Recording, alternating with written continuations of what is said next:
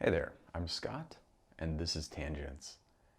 Well, today my subject is going to be quite simple, staying on the one word thing, and today's is flat. Yesterday morning, or I guess I should say, it's the 18th when I record this, 18th of November 2020. Um, some, eh, actually, I'm not even going to talk about the election and Trump and all that stuff. Um, just fucking annoying subject. I'll tell you, I can't stand Biden. I don't want, I don't want to imply good things about him, but I really do look forward to maybe having a small bit of relief and not having a reality show clown constantly vying for attention. And yeah, which is not to say by any means that we can just let up when Biden gets there, because there's so many fucking awful things. I mean, you just look at the cabinet that he's putting together. It's terrible, and yeah, just reaffirms kind of everything that you would expect that's negative about him. But still, yeah, and actually, I don't think we're gonna get rid of Trump, even if he is removed from office and all this stuff. Biden gets inaugurated, he's in there, and then you have Trump like sitting there tweeting that he had the election stolen from him, and 50% of Republicans think that's literally true, and that Trump won, and there was just massive voter fraud, and something like 70% don't think it was a free and fair election. I mean, this is not a good situation. This is not something where, I don't know, you have 330 million people, and a tenth of those legitimately are totally disconnected from reality. Over 70 million people voted for this bastard. I mean, I can't get over that. Anyway, like, yeah, after a few minutes on that, the thing I wanted to talk about is totally jumping subjects. Yesterday, I went on my first cross country flight. It turns out I've actually got 51 hours of flight time in, which is, seems like a lot considering I'm still probably like 20-ish from being able to get my private pilot's license. But on the other hand, I'm looking back and I don't feel like we've just been like burning time. So it's a lot, but I don't feel terrible about it. And I do feel like if we would have done it faster, like, probably not be as good of a pilot. But it definitely does seem like a lot. I was kind of shocked when I saw that, because it's like, yeah, I think I'm already above the minimum requirement, I think, for a private pilot, and I'm gonna have a significant chunk more. And I know you, generally speaking, people have more, but it's just a little surprising how much.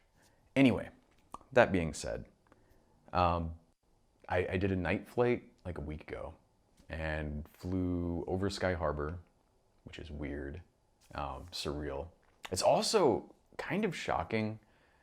I mean, I've flown obviously many times as a passenger, but I've not flown as a pilot, and it's really shocking to go over an airport like that, and especially like Sky Harbor is not a small airport. And when you fly over it, first off, from the distance, you know it's there, but it's not that obvious. It's kind of shocking how much these airports just blend in.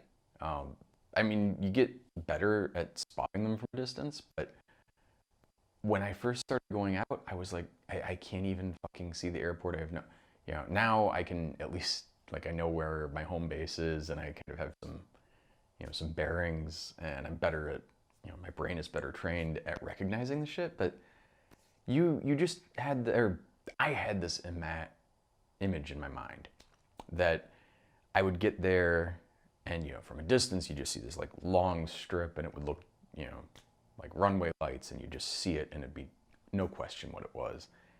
And in reality, it kind of blends in, and sometimes those lights are not even as bright as the street lights, and from the wrong angle, or most angles really, just disappears, including Sky Harbor.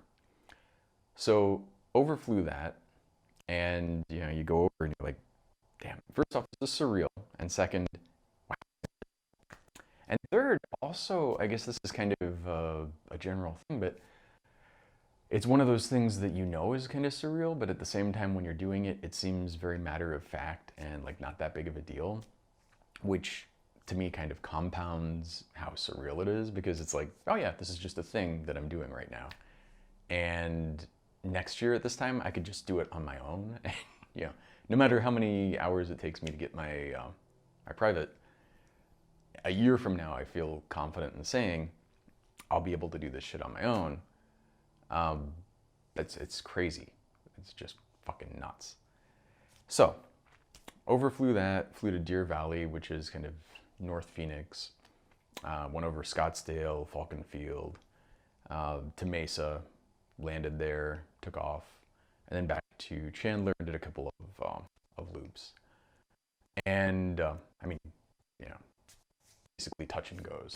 Land, flaps down, full throttle, take off, land, practice that at night. Which is a different kind of landing, but it's also, landing is getting, I don't by any means want to suggest that my landings are great or perfect or anything like this, not even close. But it's also something where I can, if you put me in a plane right now, at least a little Piper, like probably not a 747, but you put me in that kind of a plane, and I would guess even a Cessna, despite the fact that I've never flown one, I can at least on a normal length field, under good conditions, I can pretty much land. And even with some crosswind, even under not ideal situations, I can fly around, I can navigate. Taking off is, it's kind of cool. So, yesterday was my first cross country. And the cross country, I think it has to be more than 50 nautical miles, and there are some other requirements, but the one that we do is from, the place that I'm learning this. We go from Chandler to Tucson to something called Ryan Field that's right next to Tucson, and then back up. And it's like 2.5 hours of Hobbs time, which means engine running time. Remarkably consistent. And I guess, it shouldn't be surprising if you have a bunch of students and everybody's doing the same thing. At a certain point, you kind of figure out, oh, there's not going to be like one person's 5 hours and one person's an hour and a half. Same plane, same performance, same path, similar constraints and all this. Of course, it's probably going to be a pretty narrow distribution. So I did that. Take off here, navigate to Tucson. One of the first things I noticed is, generally speaking, we fly at about 4,000 feet. Sometimes 3,500, sometimes up to 4,000, but in that kind of area. And yesterday on the way down, flew 5,500, and on the way back, 6,500. The way back, even though I was higher by 1,000 feet, didn't seem that different. But the way there, that extra 1,000 feet, I don't know, I was like, holy shit, we're up high. It's just a very different experience and different kind of sight picture, I guess. That was almost shocking. Not like a big deal, but it's surprising.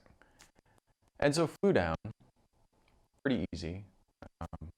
The navigation, the communication is okay, but it's definitely something where, like, now I'm very comfortable talking to the tower when I'm in the pattern or taking off on the ground, coming back. Coming back less so, but pretty close. Heading out though, it's a lot of communication that I've not done before, like talking to Phoenix Approach, Tucson Approach, Albuquerque Center. It's just stuff that I've not done, so it felt very foreign, even though it's the same kind of stuff. Was kind of, like, what the fuck do I say? The thing that really gets me is describing my position. And it's not that I don't have good awareness of where I am on the map, but being able to describe it, like, I'm 8 miles to the south of Chandler, not so hard, but I'm and like there are certain features where you're like, this is easy. But there are other things where it's just like, ah, where the fuck am I? How do I do, and it's not that I'm like, I don't know where I am on the map, but I'm like, oh, I'm here, but in a pinch, what are you gonna say? And where you are is moving, obviously. So even though I'm not on a like super fast plane, um, it's like, okay, I'm here, and then you talk, and now I'm here, and it kind of just throws me for a loop. That will, I'm sure, in due course, kind of congeal and not be a big deal. But it's where I am now. Fly down to Tucson. Shocking thing there also is, again, like this is daytime, but airports, you fly over them, and they're getting more obvious to me, but still not that obvious. And then the weird thing is, like there's an airport right next to Tucson International, and it's one of these things where like it seems crazy on a map, and I had no problem because my instructor was there, like finding the right runway and doing all this stuff. But I guess it's fairly common that somebody will land at the wrong airport, and you kind of get how this happens. I mean, at my airport also, the taxiways sometimes from a distance are more obvious than the runway, and so I kind of know where the runway is. I have the map, both physically and in my mind, but I can totally see how someone would land on a taxiway. And I mean, I think Harrison Ford did this in Burbank, and when I read that, I was like, how the fuck, like this guy should probably not be flying. And I still, I mean, maybe he shouldn't, I don't know. But now I have some more sympathy for him because, it's easy to make that mistake. Now, that being said, I would say someone of his experience, especially flying someplace where he's gone in many times, I think the conditions were okay. It wasn't like a cloudy day or something. I think it's still a little iffy to do that. Obviously, very dangerous, but I can kind of get it. Apologies for the noise. But anyway, fly to Tucson, land there, and did what's called a stop and go. So land, stop, as one might expect.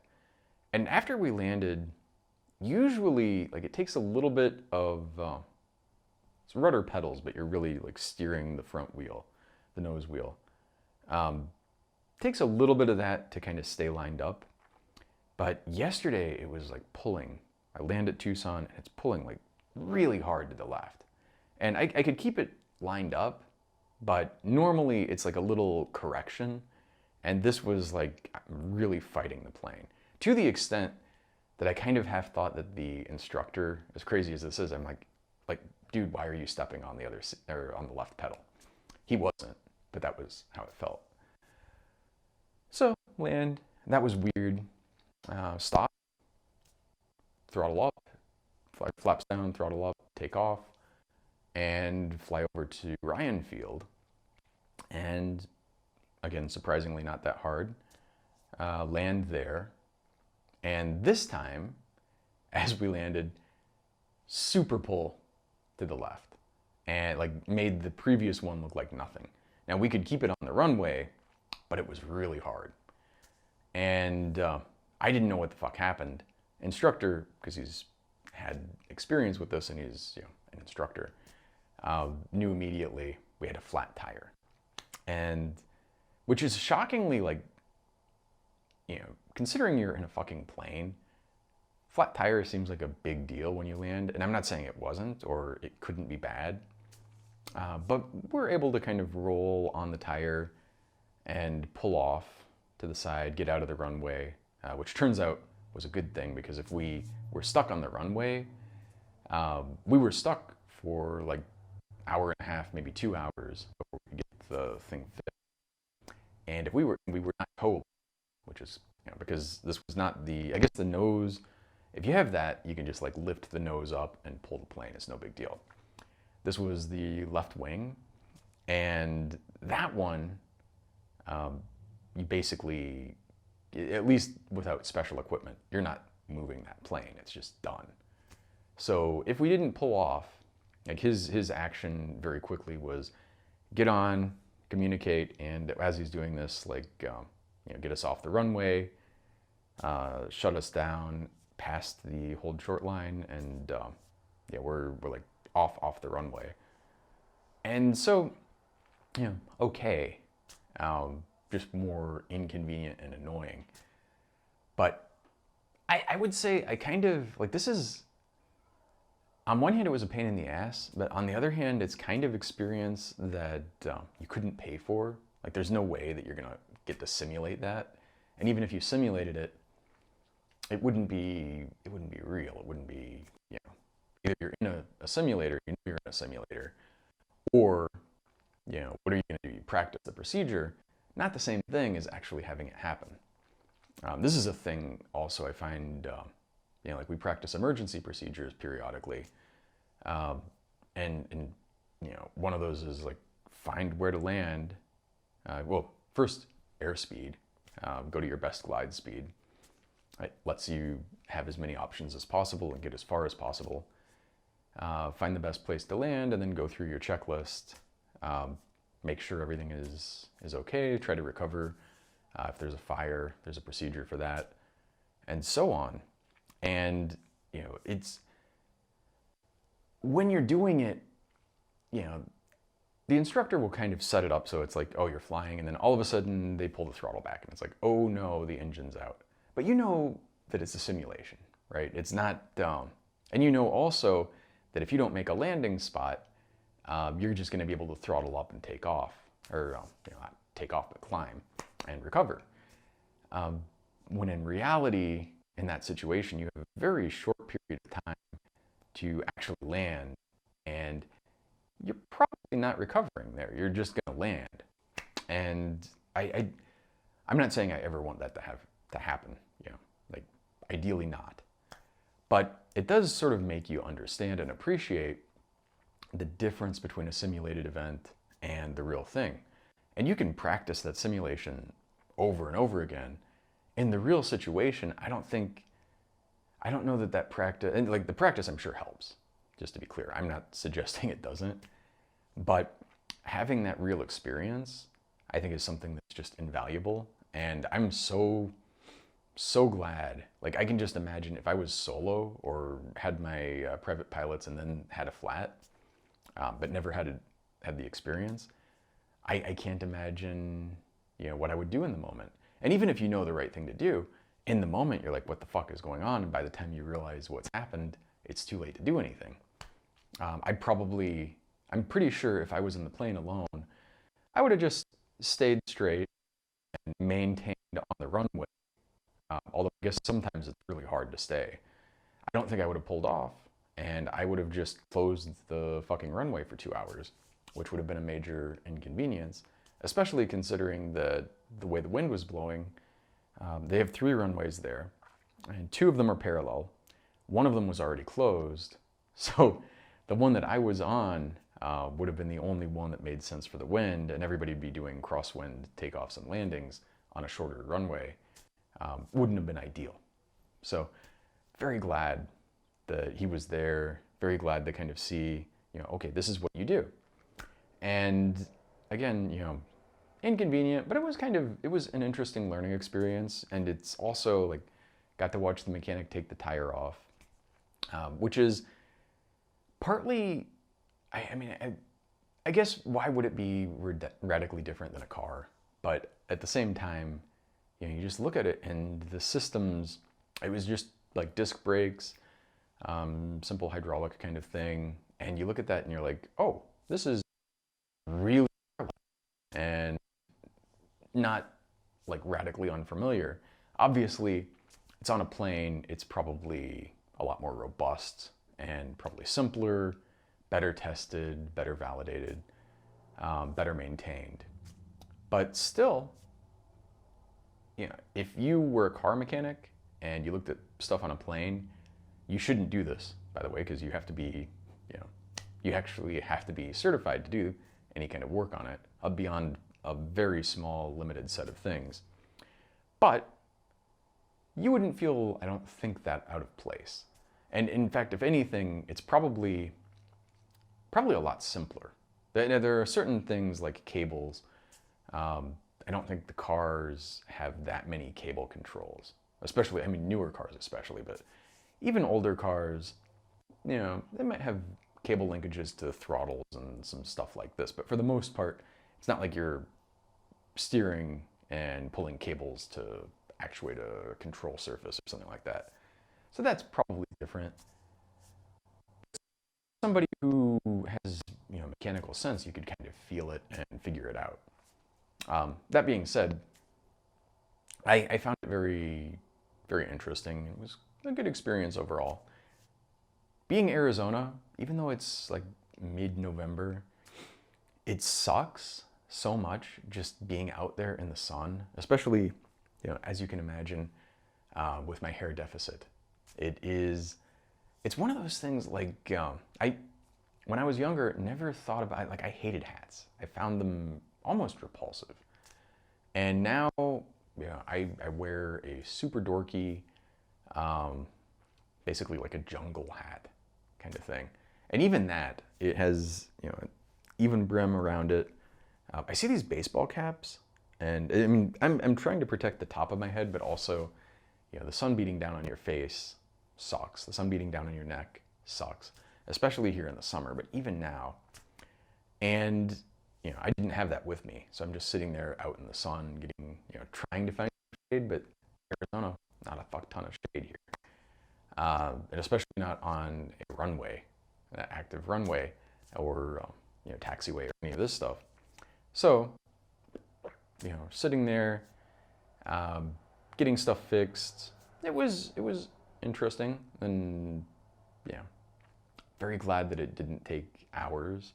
They're sitting there talking about like flying somebody down from Chandler to fix the thing, which would have sucked. It would have been like an extra hour just the flight were like 55 minutes away, flight time direct. And, that's assuming that they're like taking off right now. It's going to take time to set stuff up, get over there. And, and I just kept thinking, oh, fuck, please no. Please no. But ended up working out, ended up being a decent experience, and ended up, if you survive and things are okay, mild inconvenience, but overall, probably good. Because now, if it happens, I will be somewhat more prepared. I certainly hope that it never happens. I mean, it's the thing that's annoying is it was a thorn. So, if it was like a hard landing or something, or just, like, oh, this is just the airplane that students are flying, so it's getting beaten up, then you can kind of go, okay, if you have your own plane, you can take care of it, you're okay. Fucking thorn and a relatively new tire and tube, and you're like, shit. I mean, it's the same problem with biking here.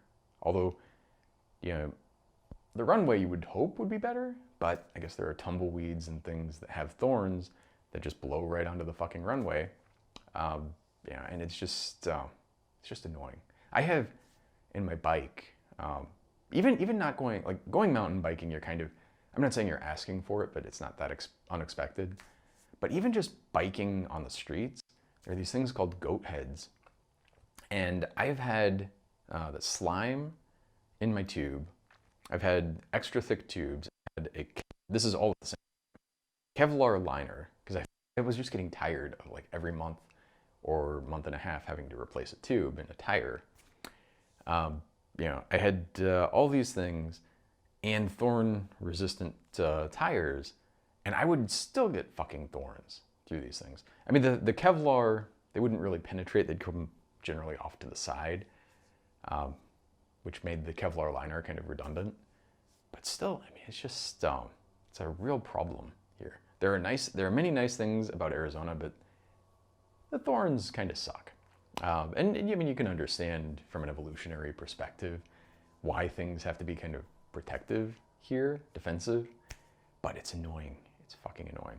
And those goat heads are awful. I've had one in my foot before. Fucking awful. But anyway, that's pretty much all I wanted to talk about in that regard. I do think one thing I kind of want to mention, mainly because I keep having audio problems, I keep having issues with my Mac, and I keep talking. Apple last week finally, or maybe it was 2 weeks ago, let's say last week, finally announced their Apple Silicon. And it sounds like, first off, 5 nanometer process, which is fucking surreal. I mean, it's not like quite atom scale, but fucking tiny shit. And that's something that it almost didn't seem possible to get down to that level. And yet people kept pushing and pushing, and that's where we are now. That's the thing you could do. I always think, even with like 100 nanometer scale stuff, people not that long ago were like chipping away at stones, and you could make tools, but they'd be very different, radically different from tool to tool.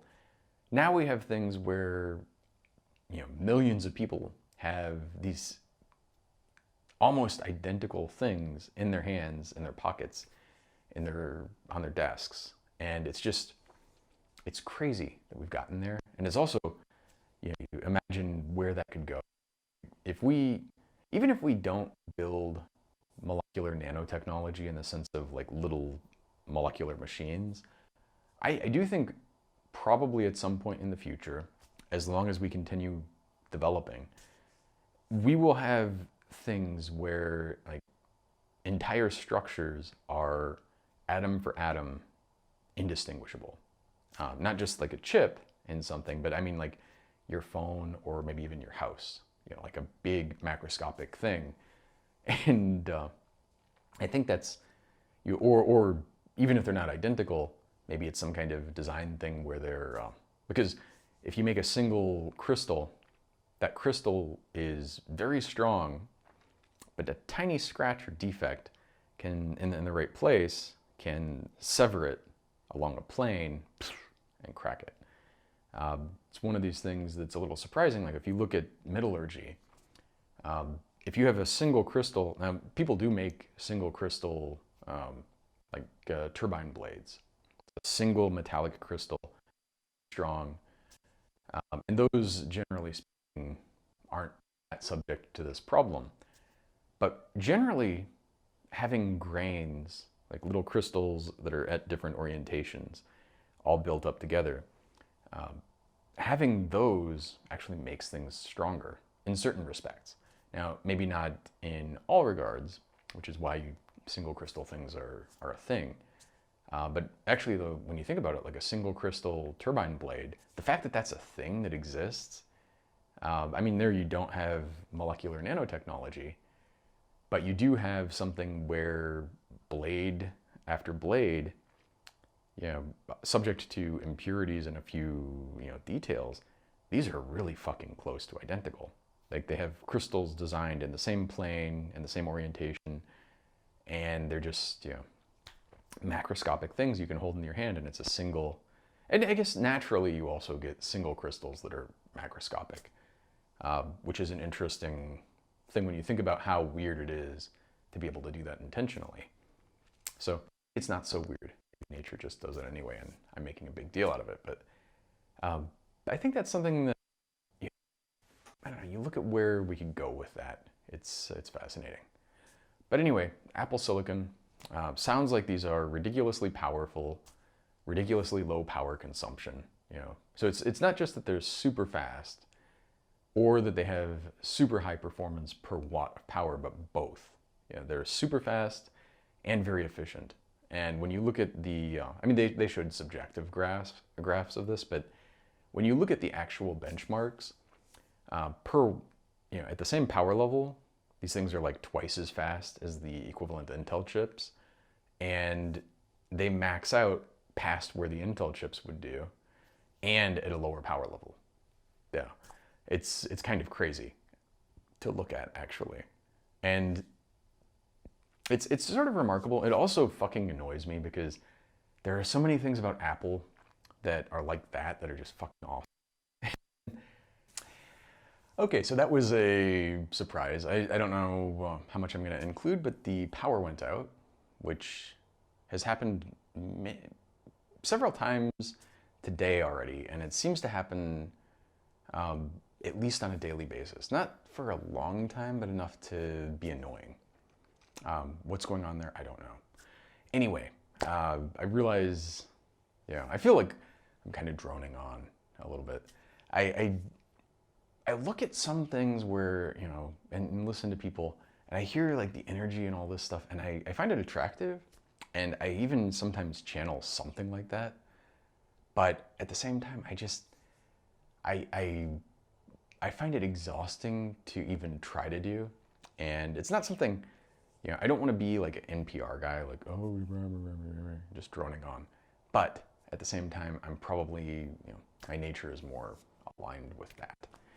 What I was trying to say is some things are the MacBook Pro that I have overheating and crashing and all this shit, fucking annoying.